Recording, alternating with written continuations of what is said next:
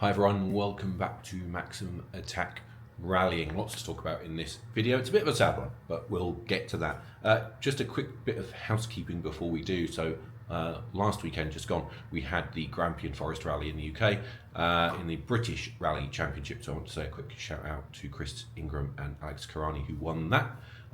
They actually gave the GR Yaris Rally to its first overall rally win on UK soil, so that's rather good. And it kept the BRC title battle wide open, so Ocean Price finished second. He was actually leading the rally but had a spin on the second day, which dropped him back, but he recovered to second. Keith Cronin finished in third place. He's going for his 5th British title this year and also trying to win the Irish Timac Championship. If he does that, he will equal Jimmy McRae's record of 5 titles, and he would be the only person since Jimmy McRae in 1981 to win both titles in the same year. So that would be interesting.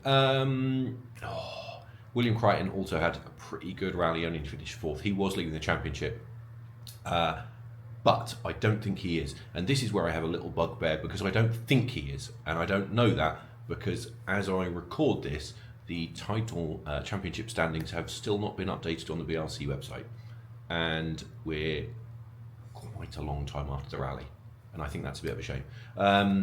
That should be updated instantly, shouldn't it? It's I don't know. This seems to be a bit of a theme that it takes a day or two to update the championship standings. That's not good enough. We need to be quicker because we're in the midst of a really exciting championship battle. It's playing out really nicely. Chris Ingram, I think, has won 2 rallies. Ocean Price has won 1. I think Cronin won.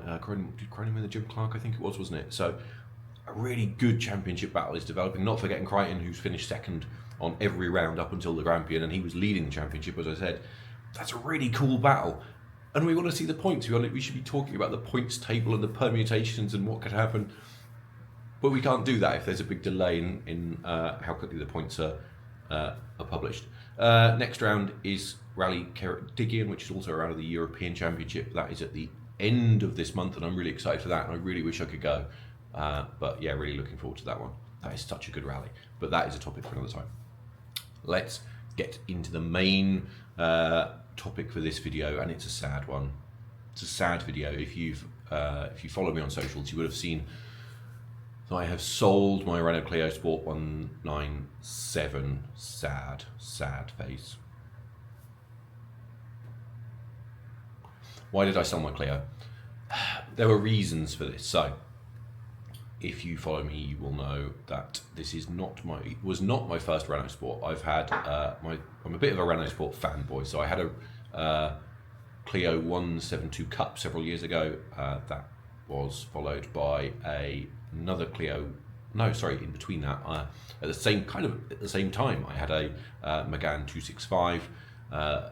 Before I came out here to Saudi, I had a Clio 197 as well. Obviously, you'll have seen pictures. I'm putting pictures up as I do this. Not right now, because that would be insane. But when I edit the video, I'll put pictures up. And I also had a Twingo GT. So I like a Renault. I like a Ford. I also like a Renault, amongst other things.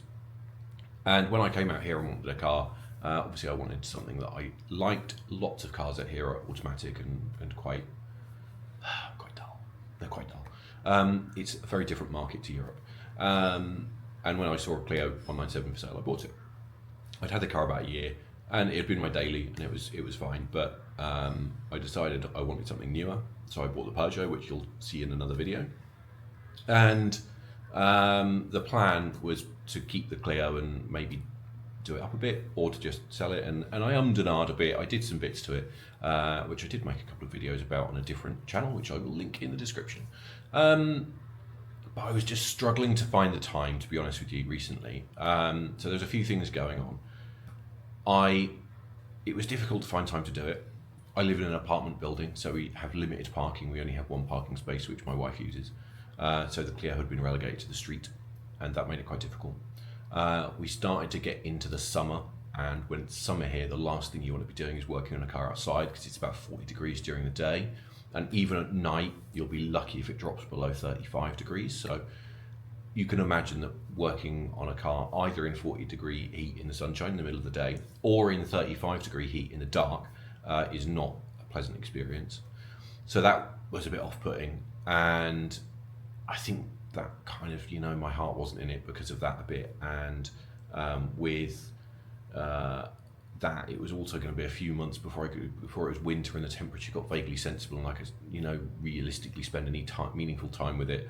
Obviously with work and everything else over the last few months, it just wasn't working. And like I said, I think my heart had kind of I was kind of over it. I've had one before, so I advertised the car, didn't get too much interest, and then recently I started chatting to a guy who's involved in Square Track, which is a local motorsport venue here, and he had expressed an interest in the car. We had got chatting, he made an offer, and that was that, done deal. He went on vacation, came back, and such was his excitement for the Clio that he came back from vacation on the 10th, which was Saturday or Sunday, I can't even remember now. It was Saturday, wasn't it? Came back from vacation, dropped his bags off at home on his way back from the airport, and then immediately came and collected the car. He was that excited to get it. So I think the Clio has gone to a good home. He plans to do some remedial work to it, shall we say. So it needed a few little bits doing.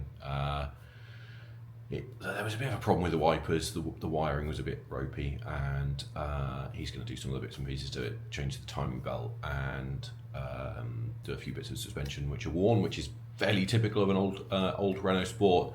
And then he's going to use it for time attack and autocross type events, which is kind of what I was going to use it for. So it's a good ending, really, because it's gone to someone who'll appreciate it. They're not a popular car here by any means. Hot hatches are not a big deal here, so it's nice that it's gone to someone who's going to work on it and use it for something fun.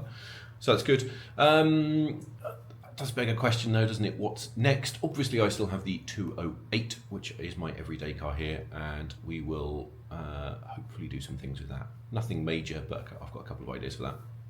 And also back in the UK, we have the F2 car shell. I will do a proper video about that at some point, and a bit of an explanation about it. And that is in storage right now. I would like to get it out. I have got some things in the background going on for that I would like to start to progress that and get that car back together.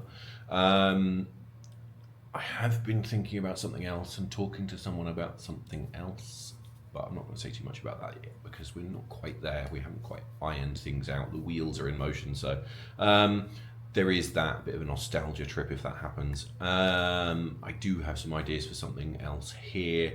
Maybe I think I would still like to have a car that I could do some kind of time attack and autocross things in here, because there's a little bit of a scene for that. But I think if I go down that route, it will be something a bit simpler than the Clio, something probably Japanese that I could get parts for more easily. A Suzuki Swift, Corolla, Yaris, I don't know, something quite basic, nothing too fancy. I'd quite like a GT86, but finding a manual one here is quite tricky. So who knows? I'll keep you posted about that. I'm still thinking and still doing some research, but there is possibly something in the pipeline, but I don't want to say too much about that, as I said, because while the wheels are in motion, we're not quite there yet. So I just wanted to give you a quick update about that. And it is sad. I am sad that the Clio is gone. I do love Renault Sport, as I said, but onwards and upwards. I have some plans and some ideas, so as soon as I have that a bit more concrete, you will know about it. So we will leave it there. Thank you as always for watching. Please like, comment, subscribe. The subscriptions are slowly creeping up, which I'm very grateful for, and the video views are slowly going up as well, especially after the little break I had, which killed everything because the algorithm is mean like that. So do keep following, do like, comment, subscribe, and I will see you again in the next video.